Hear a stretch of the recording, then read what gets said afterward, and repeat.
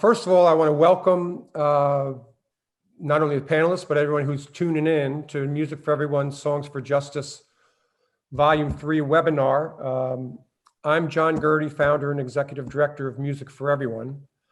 And we're going to spend an hour here today with our panelists who've contributed to the Volume 3 record. But first, I sort of want to give you an idea of, Songs for Justice, why this, why now, why MFE? Music has always been a powerful platform to highlight, frame, and spur change regarding issues related to justice and equity. While we all have a responsibility to bear witness to events around us, for musicians and artists and historians, that responsibility is far more fundamental. It's the essence of what they do. And now more than ever, musicians have the responsibility to leverage their voices to illuminate injustice and equity in an effort to generate debate and stimulate change. Music for Everyone's mission is to cultivate the power of music to transform lives, schools, and communities.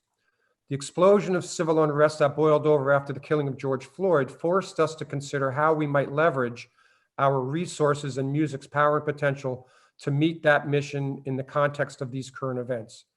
And the fact that the majority of the students and families we serve consist of students and families of color only intensified that feeling of responsibility to act in a concrete and meaningful way. As a result, Music for Everyone, Songs for Justice was born. Songs for Justice is a convergence of music, spoken word, visual arts, poetry, history, as well as discussion questions into a series of 45 vinyl records. Each record will feature various leaders, events, narratives around an array of civil and human rights causes and issues. We hope that each of these records and the music, speeches, art, and information contained in them will provide context and insight to inspire you to reflect and act upon issues relating to justice and equity. Only until we become better educated, more willing to engage in honest dialogue, and commit to behavioral change can we move forward together in creating a more just and equitable society. That's the story behind Songs for Justice. And before I introduce the panel, I'd be negligent if I didn't thank some of the key sponsors who have made this happen. Among them are the Presser Foundation, Lancaster County Community Foundation, Benchmark Construction, Lancaster History, ListTrack, and Giant. With that piece of business taken care of, I want to introduce our panelists. First there's Dr. Leroy Hopkins. Dr. Hopkins is Professor Emeritus of Foreign Languages at Millersville University. He's a Millersville grad as well as a Harvard University grad. He's been researching and writing about African-American history for decades, and in particular, African-American history in Lancaster County. So we welcome Dr. Hopkins, thank him for being here. Ishmael Smith-Wade L., at the time of his reading of the Frederick Douglass speech, which is on side B of the record, he was the president of the Lancaster City Council, but since then, he has won the nomination, he is now the Democratic nominee for District 49 of the Pennsylvania State House of Representatives. So we're hoping that we get to send him to Harrisburg in November. Next is Corey O. And Corey O's song called Fire is on side A. We'll hear a piece of that in a minute. He's a musical artist and U.S. Army vet. In the Army, he was a combat documentation specialist and served one tour in Afghanistan attached to the U.S. Army Rangers. Rashid Noah is an adjunct professor of English and literature at Millersville U. He's a native of Sierra Leone, and he now resides in York, PA. Actually, he's currently in Africa. So we're international on this webinar now, which is awesome. But he contributed the poem, The Things We Carry, which he'll read in a little bit. Josh Hunter is a program director, and I'm not sure Josh is connected yet, but we're in the process of trying to get him connected. He's a program director at Crispus Attucks Center. His work centered on improving quality of life of Lancaster youth and families by providing services that promote prosperity, physical and mental health, and by offering programs and cultural events that preserve African-American heritage. I think that's it, right? Okay, and then unfortunately, the visual artist that is featured in this record, Gracie Berry, is unable to be with us. So We welcome them all, and we thank you for your contribution to the Songs for Justice project. Okay, with that, I want to address the first question to Corey O and Rashid, okay? And we want to ask you to each to talk about the role and responsibility of artists, musicians, et cetera, as it applies to issues of justice and equity and equality and bearing witness. Corey, do you want to start? Sure. I appreciate the opportunity. I take my role, as an artist in the community, very, very seriously, especially when it comes to, not just within the art form and just within the music, but behind the scenes too, when you're hanging out with other people who also are creatives, trying to push a narrative that, that we all should be really pushing, just about social justice, and not only that, but just trying to change the way we talk to each other and handle each other, behind the scenes as artists who can all try to influence, a larger group of people. So not only musically, but just, in everyday life, just, you have to stick up for what you believe. Rashid, how about you? How do you view your role as a poet as it applies to these issues? I usually start introducing myself as a Black African immigrant.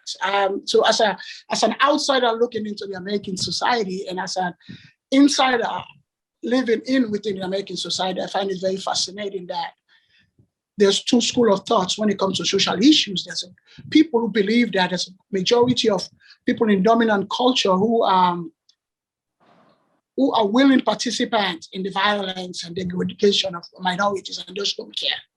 And the other school of thought, which is, I think, the ex-president Obama is in, which I find myself gravitating towards, because James Baldwin is my favorite writer, and he wrote that to be Black and be conscious in this country is to be in a constant state of rage. And I do not want to be angry all the time. So I gravitate toward that other role that says the majority of people in this country are unaware about the plight of minorities. They do not care. They don't know what's going on. So to answer that question, what is the role of poet and activist, a musician? Our job is to translate the lives of the plight of minorities to the majority, so they'll be able to understand. I'm very fascinated with this idea of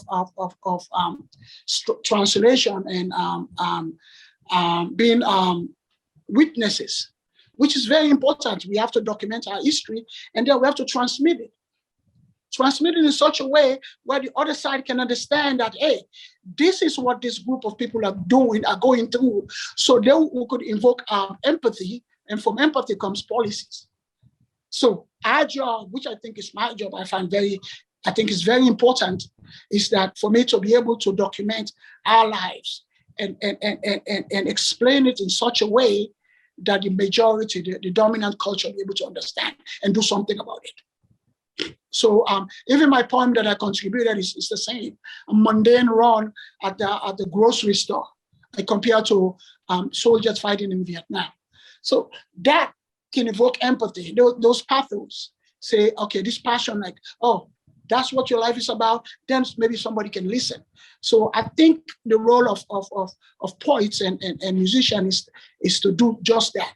Translate, transmit, and show it to the other side so that they could understand our lives, and then have empathy, and then come up with policies and rules and laws to change that. All right, thank you. Yeah, that's good. Okay, and moving forward on that, I'd like to go back to Corey. Because we're gonna play a short version of the song that appears on side A. It's called Fire. But before we do so, Corey, can you tell us, what inspired you? What was your inspiration for this song? Yeah, I can. Thanks for the question. to kind of piggyback off of what Mr. Noah was saying, it was about that rage side that he was talking about, the side that he's trying to stay away from. And it's a very somber, more sad song that I was just feeling sad at the time about having to even be going through these things. And it felt like at that time a constant thing that we were going through in that period of time. And so the song is just about the rage that we're all feeling. We're literally burning from this fire of rage. And the song is overwhelmingly sad to me because I think of like my daughter having to go through this same cycle that my father went through, and and just so on and so forth. So it's just like a constant fire and a rage, but there's a way to kind of capture that fire and turn it toward good, as well. So that, that's really where the song, came from, was that rage, that burning fire. But at the end of it, it's also about using that fire for good, or at least trying to not melt from that fire. Yeah, that's good. Brendan, can you play that song, a piece of that song for us right now, I believe? We on fire, and I sing it with my own two eyes. Yeah. We burnt out, been too many times, over too many years, it stops now. 'Cause I'm teaching my kid not to take that shit. Gotta make noise to make differences. You can stay here, we don't gotta leave. Gotta fight just to get some peace. We on fire. Yeah. Politicking, taking too much time. Yeah.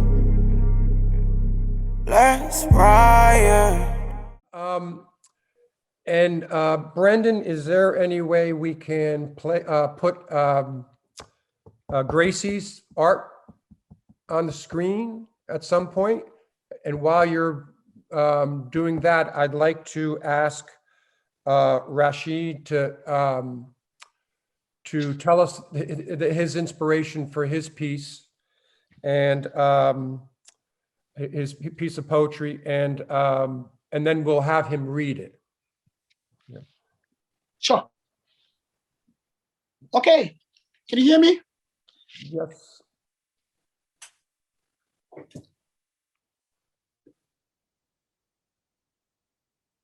For your piece? Yes. As I said earlier, I find it very important that the role that we play. And right now I'm in Banjul, the Gambia, which is the home of Bambaras, which are griots, African griots. They are storytellers and philosophers whose role, like I said earlier, was to transform and interpret the lives of people to the masses, so they could understand how important those people are. And the poem is inspired by Tim O'Brien's short story, "The Things They Carry," and the stories about American GIs in Vietnam. And he tried to point out some of the things, both physical and metaphysical, both tangible and mental and emotional that they carry, like malaria pills and tents and weapons to fear and emotion, all kind of emotions. And his goal was to try to say that these are people which wide range, holistically, the wide range of feelings of material and immaterial things. And I got inspired by that. And I use this poem as a way to interpret, to explain that being a minority in a society, like an American society, there's nothing mundane about going out to do things. Everything is exhausted. So this is an example of going to a grocery store. Think one of those big grocery stores like Walmart. It's titled "The Things We Carry." The "we" is emphasized. The things we carry. Okay, go ahead. I walked into this monstrosity with my eyes peeled, my head on a swivel from side to side, bobbing and weaving, watching where I step. Booby traps all over from the right and the left. I push my car through, realizing that I'm in enemy territory. Pussyfooting, cautious and with trepidation, I stepped into the minefield, reminding myself no eye contact, no hellos, no smile, just thrust through, heads down. I almost bumped into the car of the nice white lady who looks up half smiling until she sees me, glares and snarls, "Damn immigrants," she mutters. I plow on ahead towards this midsection, bread in aisle 2, water in aisle 4. Then I see her. Every black man's worst nightmare. The friendly blonde 5-year-old white girl, the one who always smiles and says hello to everyone. You know, the one who really does not see color. I instinctively engage in evasive maneuver. I practice for this. Camouflage myself behind the fresh fruits and vegetable stand, sharp turn towards aisle 5, frozen food. Grab 2 cans of frozen peas and spring towards checkout. I join the queue, exactly 3 feet from the man in front of me. I practice for this. Vietnam veteran hat on, he fought for this country. He tells me that every time he gets the chance. He glances around suspiciously, careful not to spook him, money in hand, always cash, never credit card. See, no food stamp, I'm not spending your tax money, I reassure him telepathically. Cashier rings me up and asks, "Would you like your receipt?" Of course I would. I exit with my receipt in my hand, held high in plain sight, like a scarlet letter, a symbol of my shame. Or is it your shame? In my vehicle, I let out a loud sigh of relief, then say a quick prayer to God, to Allah, to Jesus, to Muhammad, to Ogun, the great African god of my tribe, and to my ancestors, that I make it home. Thank you.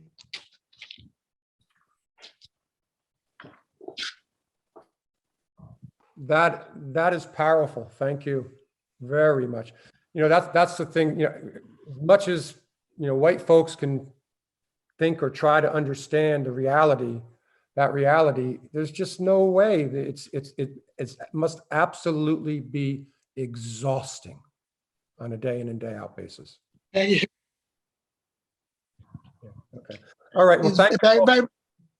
very, very exhausting. Very exhausting. It's the things we carry, the things we live with, the things we have to, and as Corey said, the things we cannot be angry all the time. You consciously are aware that in a society or in a meeting or in professional setting, it's easy for you to come out as the angry black man. So you have to control yourself and be aware of your surrounding all the time. So like you said, very exhausting. All right. Thank you.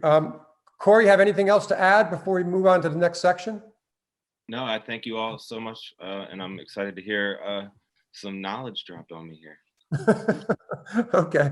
Speaking of knowledge, I want to pose this question, and then I think we'll go first to Dr. Hopkins. Okay. So in the speech that Izzy read for side 2 of the record, the Frederick Douglass speech, he says in that speech, and what does he mean when he stated, "This 4th of July is yours, not mine. You may rejoice, I must mourn." So I'd like to ask Dr. Hopkins to comment on that. Well, you have to understand the context, the period when Douglass gives his speech. It's in the 1850s. This is the time of urban race riots. Usually, when I say race riots, whites attacking blacks, destroying schools, destroying homes. And so what Douglass is saying is, this is not our country. We live here, we built this country, but it's not our country. We cannot celebrate this 4th of July. When you celebrate your independence, we are still dependent. And it's also important to note that the speech is given in 1852. 5 years later, the Dred Scott decision was held down or given by the U.S. Supreme Court that said that black men had no rights that any white had to appreciate. that we were, in essence, non-citizens. Yeah. Okay. Izzy, you did the reading, and for those who are interested in this stuff, if you get this record, because it is so powerful, your reading of that speech, it's so powerful. Thank you, John. Of course, you were a theater major, though. I was. That's right. But tell your thoughts on that question. I mean, it's always hard to follow Dr. Hopkins in any scenario because he is an absolute wealth of knowledge. So I'll go in a slightly different direction. And I think what it is, like looking at the narrative from when Frederick Douglass identifies that from where we are today, I think when we go to evaluate, like, what is the position of Black people in America, I think we sort of use it as a baseline, whether we know it or not. We're always sort of evaluating how much of the American celebrations can we or ought we really participate in? Are they meaningful to our identities, our material needs, and our struggles? And so, since we were talking about sort of, I'll call it the peak, if you will, of the Black Lives Matter moment, which is more like a decade. But if we're talking about 2020, right, what people describe as the George Floyd protests or the George Floyd riots or what have you, really last from May all the way into the fall in, Lancaster and certainly in cities all around all around the world, really.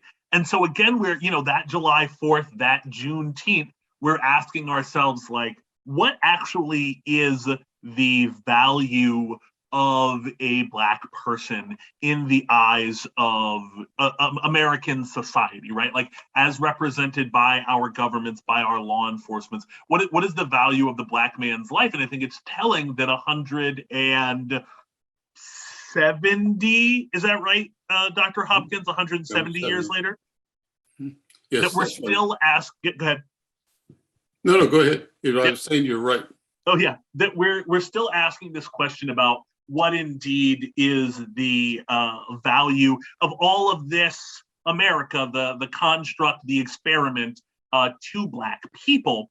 And I think on the other end, what makes that so, and Dr. Hopkins pointed this out, what makes that so hard and so complicated and so painful is that from the beginning, Black people have acted as guarantors of the American experiment in terms of, fighting in the Revolutionary War, of course, fighting in the Civil War, where folks will often not mention to you that indeed it was the United States colored troops who captured the capital of the Confederacy that were first into the city of Richmond.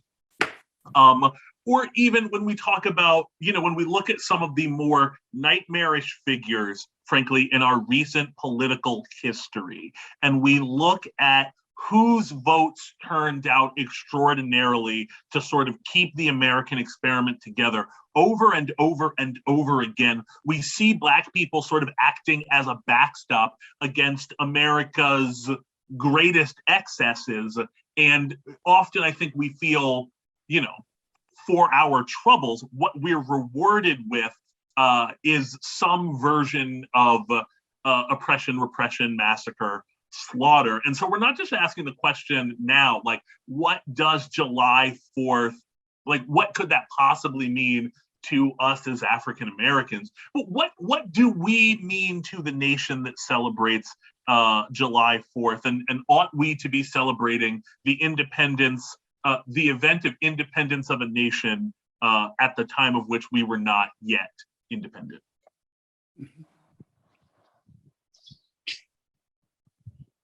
Thank you for that. It sort of reminds me a little bit. I'm a bit of a basketball nut, participate in basketball, but I thought one of the most powerful quotes right after the George Floyd event was Doc Rivers, the coach of the Philadelphia 76ers, when he got up and said, "We continue to love a country that doesn't love us back." I thought that was like right on point. Hey, Josh has written, Josh Hunter from Christmas Attic Center. He wrote a really nice narrative around the Douglass speech that appears in that is in the booklet, the insert booklet. Josh, would you mind elaborating on that a little bit? Absolutely. I think Ishmael did a fantastic job of hitting pretty much all the points that were kind of in my piece, but it's really the value of the Black life. How do we celebrate a day where we weren't necessarily independent, we weren't free? How do we celebrate a day that people tell us to kind of get over it, or those are just some of the language that has been flown around. We are tired, we are angry, but for us, quitting is never an option. We have to keep going. We have to put our best foot forward all the time. Where we can't jog, we can't sleep, we can't go to Starbucks. There's so many things that we can't do, but we're seen as equal in this country, or that's what people want to believe. So for me, it's personal. It's an everyday lived experience. While I have a privilege, why I recognize the privilege that I have, and the space that I come into, I also understand the privileges that I don't have. I don't have the privilege of being white, or not thinking too much when I'm being pulled over, or not questioning, is it because of my skin color? I don't have those privileges. And too often when things happen, it's because of the color of my skin. So that's really where that piece came from. It came from that personal just feeling of, just the voices of, me just having conversations from folks here in the community, folks coming to the center. So for me, that, it resonates well. And it's just like, this isn't our holiday. This isn't for us. We have a ton of work still to do.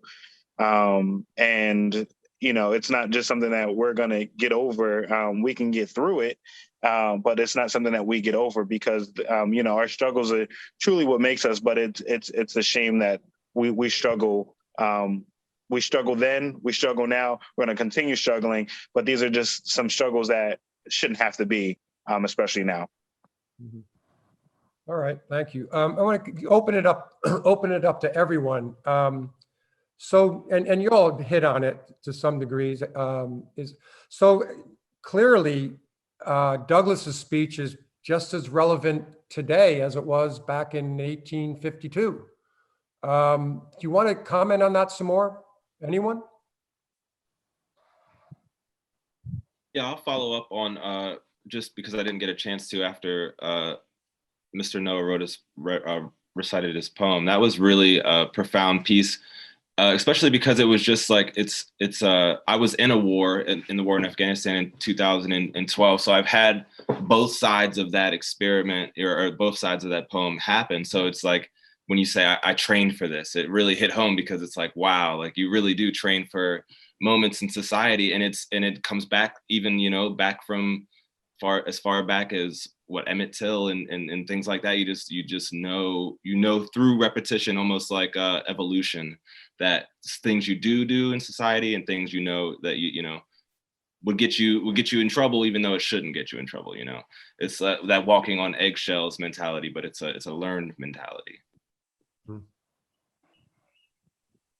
But again, that poem was very profound. I'm excited to see that. Thank you. If I could say something about how relevant the Frederick Douglass piece is, and I think that's what's good about those writings. They're just relevant today as they were back then, and I don't think that's good. It shows how much less progress we've made since then. People always say, okay, we've come that far, we've come this far. But I mean, from Phyllis Whitley to Ta-Nehisi Coates, all the way down there, you can tell we still, like Ishmael said, we still trying to show who we are. We're still screaming like, hey, look at us, we matter. We're still defending our humanities. We're still telling people that, hey, we feel the same as you. Every day we have to do it. We come out and do it. We write books and sing songs and protest and demonstrate. And then we write the states all the time. We just write it with Biden. African Americans are the people who voted him in to write the state again. So we've been doing that forever. I travel with my 1619 project. That's my reading. That's my reading on the plane. That's what I read here, and I read it on the way back. I love that. That's anthology. I read it all the time. It put me in this framework of knowing that there's still work to do. We've been doing it forever, and we're still going to be doing it. Anyone else? Dr. Hopkins? Well, I recall I spent a number of years on the Black History Advisory Committee for the state, and I had the privilege to moderate a session between Eric Foner and Benjamin Quarles. Both are premier, well, Dr. Quarles is not alive anymore, but they were premier Civil War historians. And Dr. Quarles said something that really resonated with me. America would not be America without the Black man. At key points in our history, Blacks have had to come forward and remind the nation what it was about. I'm also, my background is in German. So let me say something in German that I think is very apropos. The great writer Goethe in his Faust said, "Nur der verdient sich Freiheit wie das Leben, der es täglich erobern muss. Only he deserves life like freedom, who must conquer it every day." And that's basically what our role is in this society. We are the conscience of the nation. And a conscience is sometimes ignored, but it has to be heard. Ishmael, you have anything to add on that?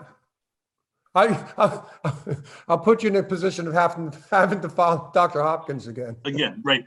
No, honestly, just if I can collate everything that was said, the thing that comes to my mind now is, I think really any African-American person has either heard out in the community, in media, or from their parents, that sort of twice as good saying, that we have to be twice as good to get half as much. And that, we have to, as Rashid was saying, like, we have to sort of be proving and calling out over and over that indeed we are, not only are we present, and not only are we part of this thing in spite, but we are trying very hard to be part of this thing in every possible way. And so that, sometimes I feel like that ends up being a trap for Black folks. Something that the author, you may have read some of his stuff in The Atlantic, Ta-Nehisi Coates, describes as sort of the Barack Obama phenomenon, is that Barack Obama is a great role model for Black people if what you're doing is trying to create a race of perfected sort of hyper-moral superhumans who never rise to anger and who, accomplish everything and have Ivy League degrees and participate in the system in approved ways. But he questions exactly what the election of President Barack Obama does for regular, everyday Black people to live regular, everyday lives and be fallible and not always be on top of things and to express anger. I think we often we talk a lot about Black excellence, which is great, amazing goal. I think Black people are generally excellent anyway without trying. But to really be part of America, that is to say, us being part of America in our own identity and America truly accepting us as part of America, we would have to have space to be fallible, to have space to be imperfect and not be on all the time. And I submit that America does not make that space for Black people. That's interesting. How about, I want to ask, sort of like moving forward in terms of how we hopefully begin to address these issues. I want to ask Josh a little bit. Hey, Josh, can you, one of the things that on these, each record, we identify a community benefit organization that's doing good work in this area. And Crispus Attucks Center is the designee on this record. And I'd like to ask Josh to talk about what the Crispus Attucks Center is doing today to act upon issues of justice and equity. What are the things that you're highlighting and going about in, making that change? Absolutely. I think first and foremost is, being present in the community. I think we put our mission into practice, and that is to improve the quality of life of youth and families in Lancaster by providing services that promote community prosperity, physical and mental health, and offering programs and cultural events which preserve the African American heritage. So a lot of what we do is through some type of collaboration, and then we do things on our own as a center. But we're really intentional about making sure Black and Brown people are heard, and Black and Brown people are visible, but are also have the education. So we went through a six week music, health, and equity festival with Patients Are Waiting, but we were intentional about making sure that it wasn't just about shots. It was about folks coming in and being able to see folks that look like them on the stage, but also doctors that look like them if they had questions to be able to answer some of these things. One thing we know to be true is Black folks aren't the first to rush to the hospital. Sometimes we got to bring those folks to the community where they feel safe, where they feel like if they have questions, they're able to get those questions answered. And I know, speaking for myself, being here, being able to get a COVID shot with the information from someone who looks like me was more important than rushing out right away and saying, what, I'm getting a shot because everyone else is getting it. But also, we was holding some forums here just so folks were educated just around voting. We were able to bring folks into the community, or the folks that wanted to come here into the Southeast section, and really, explain why they're running, and for folks to ask questions. And these conversations can be uncomfortable, but these are the spaces that are open for folks, so that way they can come and have some of those difficult conversations or host some of those forums. We also, address, hunger and food insecurities. One thing we know about this section, and it was a food desert. And we know about Black folks is, we can run to the corner store, right? We can get snacks, and we can get these things all attribute to our health. So we want to make sure here, at our food bank, that that folks also have access to fresh produce. So we try to make that a priority as well when we hand out our boxes, that there's some component of fresh produce, but there's also enough to make a full meal and last you until it's time for them to get back to us. Also, just like our drill team, making sure that we're still, celebrating just like that history and that culture, and for, youth to be able to get involved in, music, but it's more than just basketball and football. There's other outlets as well. We want to make sure that, we're exposing some of those other avenues that kiddos can take. We don't want to push that you have to be good at basketball, you have to be good at football. There's other outlets, and we just want to make sure that, people know that we're here, that we're present, and that this is a safe space, and that if there's conversations that need to happen, that our doors are open. But we also want to make sure that we're providing resources. So that's one thing about us, is if we don't have the answers here, we can walk through some of those steps and what that process looks like, for other folks, because I know it's hard. I know it's difficult for a parent to have to call off and then go to an appointment, and then have to get to that appointment and have to reschedule because sorry, I'm back. Because they don't have the proper documentation, or they don't have this, but then they have to call off again. We already know, like, they're struggling to even get that one day off. So we want to be that kind of one-stop shop. And if we could make the phone calls for folks, or we could do all these things to help them be more successful, then that's what we want to do, and that's what we want to be here for. Okay, thank you. And here's another question for the group. There are many people who want to do the right thing in supporting the cause of social justice and equity. What What would you say to challenge? What would you say to challenge people to act rather than simply talk about justice and equity, and suggestions for actions rather than just words? Anyone want to tackle that one? I'll jump in. Yeah. I mean, I know that we're sort of having this sort of broader conversation about like what's the role of arts and social justice, and so I think just the thing that I'd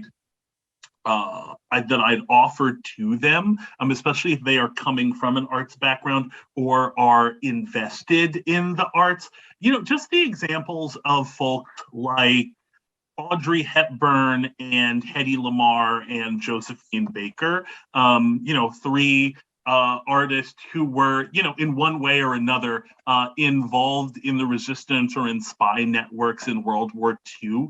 Moments come and we really rise to the moment, not out of an overwhelming level of preparedness, but out of our connections to other people. I think what really moves us to rise to extraordinary moments is our relationships, the people we're in community with, and maybe a feeling of loyalty to them instead, if not a feeling of loyalty to something higher or greater, such as a nation state.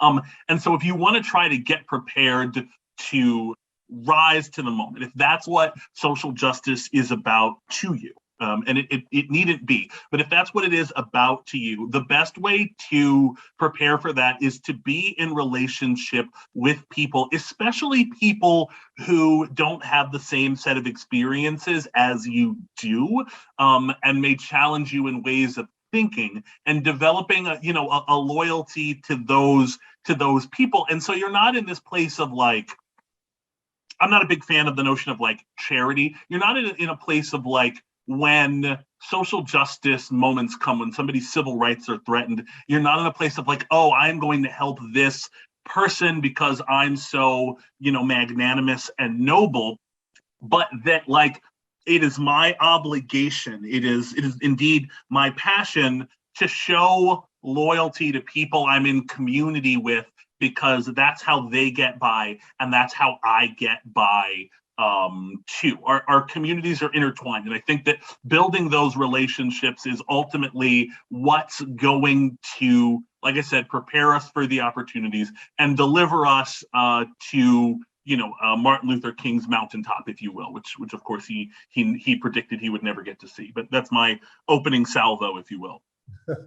Oh, okay. Well, then you know what I'm going to do. Thank you for that. I'm going to turn the tables and say, okay, Dr. Hopkins, now you got to follow. I agree with Izzy about that. The reason why we don't have social justice is that we don't communicate with each other. If you get to know people, get to know the issues, that may motivate you to change. That's one of the reasons that I got involved in doing history. 46 years ago, I worked for the Urban League, and I read the dissertation that created the Urban League by Walter Gershenfeld called Negro Employment in Lancaster. And something in there caught my eye. It said that parents in the 7th Ward had higher expectations for their children than the children had for themselves. And I thought, that can't be right. Why would they want less than what their parents had? And I said, well, I decided that maybe it's because they felt they didn't belong. So I started looking into, is there such a thing as a community, if there is such a thing as Black history in Lancaster County? And that was sort of a belated reaction to something that happened to me years before that. In 1963, while I was in college preparing to go to Germany to study, my church became the focal point of protest in downtown Lancaster. And I went on one of the marches at Rocky Springs, and there was no immediate reaction for myself because I left. I was in Germany for a year, but it led me to start reading literature. I read James Baldwin in German, not just as an exercise in vocabulary, but because I was genuinely interested, because this is something I didn't learn in school. Things have changed. I graduated from high school, I hate to say it, 61 years ago, and there was no such thing as Black history. Slavery was something that was mentioned as a footnote. And so, and of course, our history books, our history courses usually only went up to World War I. And so I had to teach myself. And in teaching myself and getting to meet people, I became more involved. And I think that's what we have to present for others. Now, in terms of using the arts to affect social change, my dissertation was written about the 1920s in Germany, the Weimar Republic. My author was Alfred Döblin, whose novel Berlin Alexanderplatz was an attempt to change their society. It failed terribly. The Nazis came to power. Now, why did it fail? Because not that they were on the wrong side, but they didn't have popular support. And that's the important thing. You need to develop group identity. You need to have a goal that the group is willing to accept. And that's important if you're going to affect any change at all. Anyone else want to jump in? Corey, anything on that?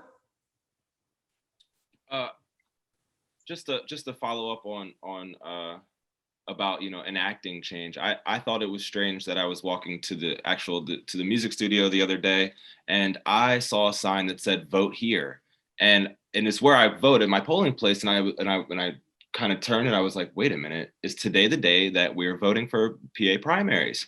And it blew my mind that I was walking past the polling station, and that's how I found out. I mean, I walked in there and it was smooth. I didn't have to give my ID or anything like that. It worked out well, but it just blew my mind that if I'm into and I'm active in politics, and it could slip my mind, and there's a million people around me that have no idea that they should be voting today. And that it really, if you're living in America, you got to play by America's games. And that's the game we got to play as a society and a community, most importantly at our local elections, but nationally as well.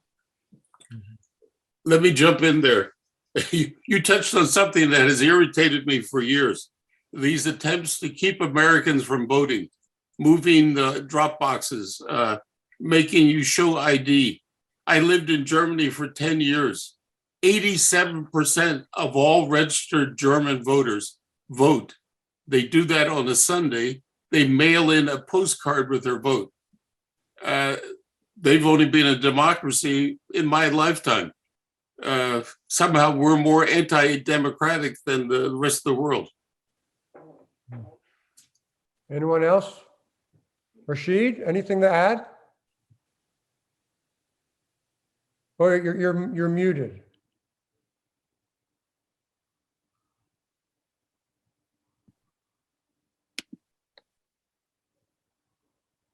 Oh, okay.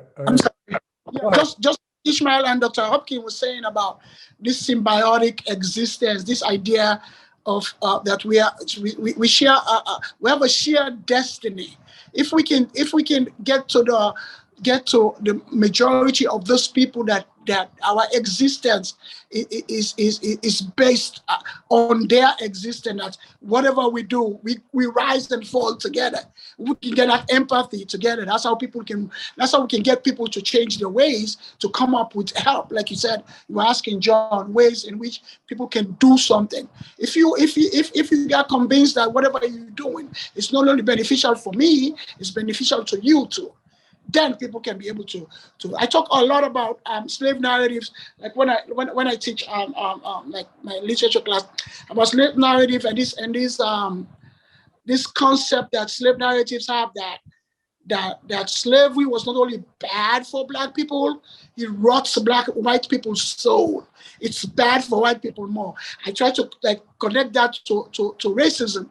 That racism is not only bad, it only affects Black people, it makes white people immoral. It makes you less human to be able to look down on Black people as well. And like I read a lot, and the sum of it all, and where the lady said that example of in Maryland where just to desegregate those community pools. White community refused, so they cemented it all up. Now they grew up like people don't have pools for swimming.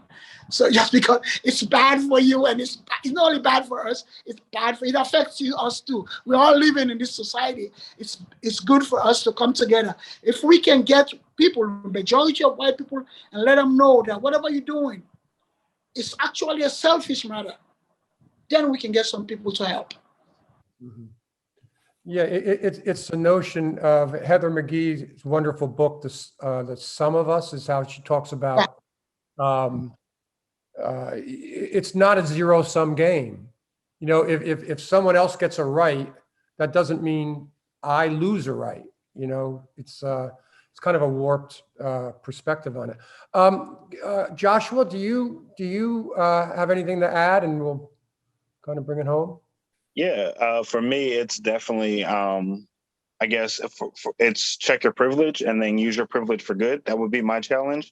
I think a lot of people want to get involved, and sometimes they don't know where to start, one. But also, I think there's a lot of people who need to educate themselves first, because they're always, I think sometimes they go to the same people, or, you know, and they lean on to that Black friend for understanding of things that they've could have easily researched herself or found information beforehand, before coming. And that takes off some of that pressure. I don't mind helping you. I don't mind educating you. And I don't mind you walking alongside of me, but at least do some of your own footwork before you come to me. And that would be the challenge that I would tell folks. Yeah, that's good. Thank you. Thank you. I want to thank all of you for your contribution to this project and your participation today. To the viewers out there, you know, you can purchase the record on our website, musicforeveryone.org, and look for future. This is a project that we're just going to continue to periodically put out additional volumes. The next one, volume 4, will feature issues regarding equity and justice as it applies to women's issues. Volume 5 is going to feature issues around criminal justice reform. So we're going to just continue to periodically release records and information packets and inserts and do webinars on to continue to try to keep these issues in front and center. So again, I want to thank you for our sponsors and our panelists. And I do want to leave you, wait, hold on. Oh, okay, you got it, okay.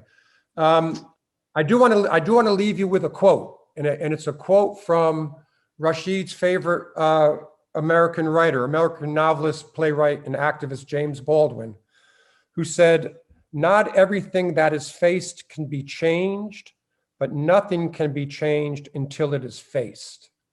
And our hope is that this Songs for Justice project and today's webinar has inspired us to face more openly and honestly the issues related to social justice and equity in our community. So again, thanks so much for tuning in. Thanks so much, panelists, for participating and your contributions to the record. We're really proud of this volume. It's really powerful, and you all did a tremendous job in all your contributions. We can't thank you enough. All right. Thanks so much. Thank you. Thank you. All right, bye.